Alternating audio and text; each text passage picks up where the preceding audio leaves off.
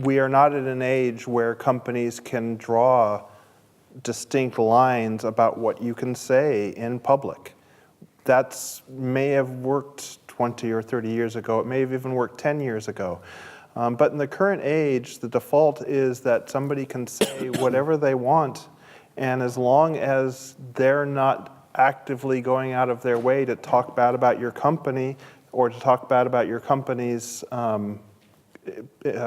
customers, you kind of have to accept that in this day and age. It's getting more and more to that stage. On the other hand, the employee has a responsibility to realize that they have to act like an adult even in social media situations. It's not like they're going out for drinks with one or two of their friends and those are the only people that are going to have the conversation or overhear the conversation. You're in social media where the whole idea behind it is to have a platform for you to trumpet out to the world your thoughts, your ideas, your life. So you have to realize as an employee that everything you say there, whether it's in a supposedly private room or not, could be heard by anybody from your boss to the CEO of the company, and you have to be willing to accept that you may have to defend those statements in front of those people the next day. So I suppose I'd echo that and say, look, you can say whatever you like, ultimately, but whatever you like has consequences. That's always been the case. The thing is, with the age we live in today, it's more so.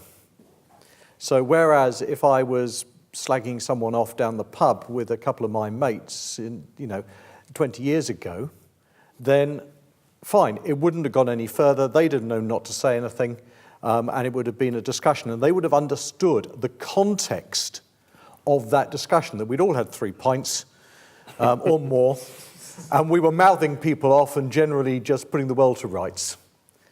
The problem is people put the world to rights on Twitter these days and say the same thing as they would have said, and then it has a whole different meaning and context. And the challenge is how you educate people.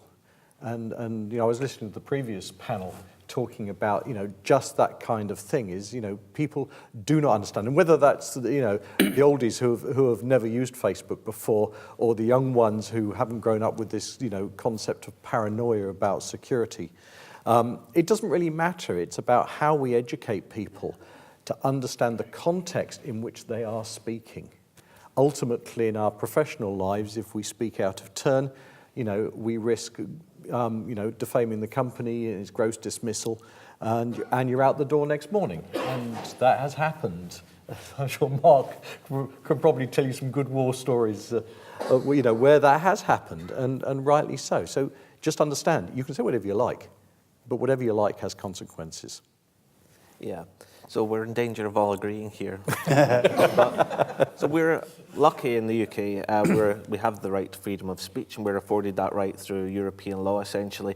I think it's worth remembering, with so much business being global these days, not everyone all over the world has that same kind of right, and not everyone has the same ability and right to use social media and internet the way that we do.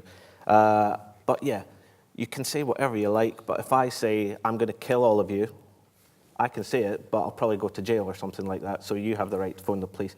Everything I say has consequences. Everything you say and do has consequences. There was an example a few years ago, just to pick one example. Back in 2011, there was someone who was using the Twitter account of Chrysler, the car manufacturer, and they made a really strange tweet. And there's a swear word in it, so I'll try and censor myself. But they tweeted this: "I find it ironic that Detroit is known as the Motor City, and yet no one here knows how to effing drive." That's a bit weird because it's an offensive tweet. It uses offensive language. But the weird thing is Chrysler is a Detroit-based company, so all around that was a bad move by that person. They lost their job, and you would expect that. So everything's got consequences. One of the things I wonder is, before the age of the internet, you could stand on a soapbox at Hyde Park Corner and your voice would carry a few hundred feet. And in times past, it was only the rich and the powerful who had a voice that carried across continents. And now everyone has that. And actually on the internet, it's very difficult to say anything that's constrained, because almost anything that you say persists and can span continents.